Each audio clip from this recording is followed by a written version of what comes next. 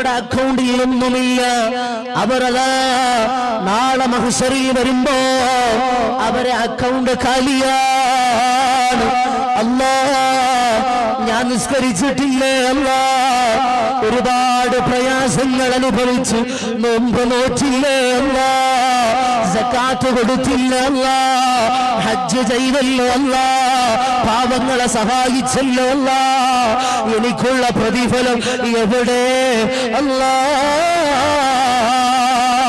അല്ലാഹു പറയുന്നു, ഇല്ല, നിനക്കിവിടെ പ്രതിഫലമില്ല. എല്ലാ പ്രതിഫലങ്ങളും ദുനിയാവിൽ നിന്ന് തന്നെ നിനക്ക് കിട്ടിയല്ലോ, ആഖിറത്തിൽ നിനക്കൊന്നുമില്ല. എങ്ങനെയാ അതൊക്കെ നഷ്ടപ്പെട്ടത്? മറ്റുള്ളവനെ കുറ്റം പറഞ്ഞ്, മറ്റുള്ളവനെ കളിയാക്കി പരിഹസിച്ചപ്പോ അവന്റെ അക്കൗണ്ട് ഖാലിയായി. അങ്ങനെ